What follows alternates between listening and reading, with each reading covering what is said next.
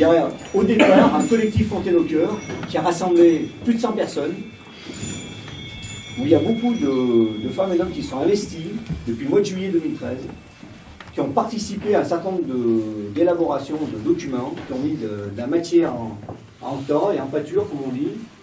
Et parmi ces centaines de personnes, et il y a d'autres personnes aussi, il y a eu une émulation qui s'est faite. Et c'est un message que j'en fais passer, je les remercie, parce que je sais que beaucoup d'entre elles, d'entre eux, auraient aimé, et en tous les cas, se sont proposés pour faire partie de cette liste. Comme je l'ai dit, c'est pas une liste de 35 qu'il aurait fallu faire, c'est une liste de 100. Et donc je voulais remercier, qui continuent à s'engager à nos côtés, qui continuent à travailler à nos côtés, qui font du porte-à-porte, qui font de la distribution de tracts, et qui vont, une fois qu'ils seront à la tête de la commune, nous rejoindre dans les groupes de travail et dans les commissions qu'on mettra en place. Parce que c'est un engagement qu'on a pris ensemble, et on y tient énormément. Et donc il y a beaucoup de ces personnes qui se reconnaîtront, je ne vais pas toutes les citer, mais en tous les cas, au nom de la liste que je conduis, je les remercie du fond du cœur, et vraiment le terme de Fontaine au Cœur, il est bien approprié. Qui est soutenu par le Parti communiste français, le parti de gauche, qui comprend des socialistes, des personnalités de la vie locale, et j'aurais tendance à dire toutes les personnes qui ont Fontaine au cœur, qui aiment leur vie. Des personnes, des femmes et des hommes qui sont issus donc d'une ville qu'ils aiment, qu'ils pratiquent au quotidien, et pour laquelle ils ont envie de s'investir pleinement. Je terminerai par moi-même. Donc, Noël Chaffard, en 2, travailleuse sociale.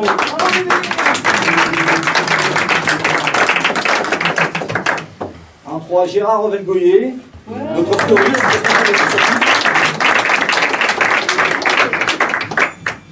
en 4, Sylvie Valesino. Voilà.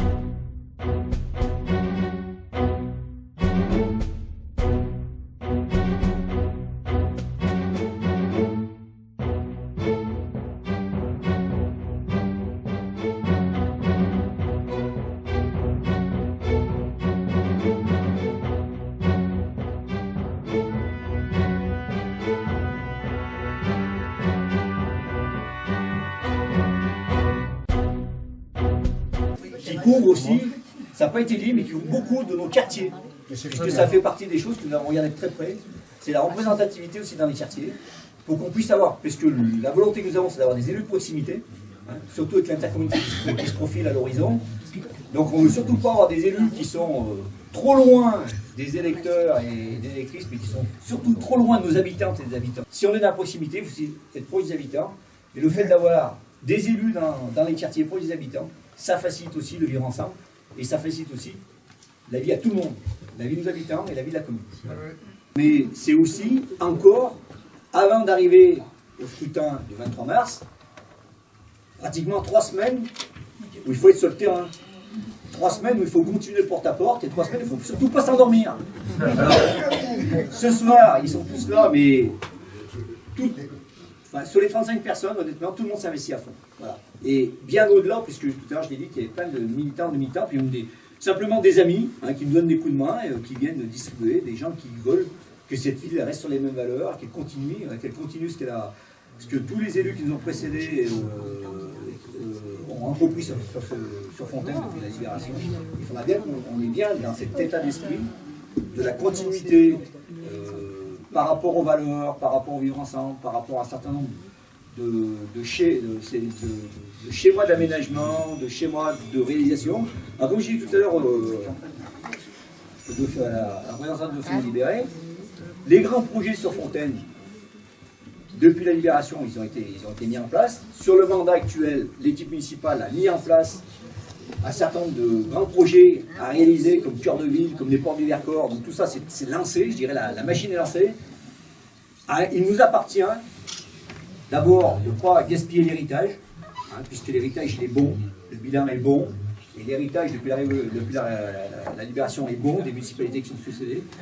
Et également de faire mieux, parce que c'est aussi un objectif de toujours faire mieux, et surtout d'être au plus près des habitants, c'est-à-dire de bien être sur le terrain, et d'écouter ce que nos habitants nous disent, et d'écouter ce qu'ils nous font remonter. Et dans ces 3 semaines qui nous restent, le programme n'est pas finalisé, je le précise. On a beaucoup travaillé depuis le mois de juillet avec des équipes, mais le programme n'est pas finalisé, il va bientôt... Bon, il y a des tracts qui sortent, on en est au 3e, il y a bientôt le 4e, je sais qu'il y a une équipe qui travaille sur la mise en page du 4e.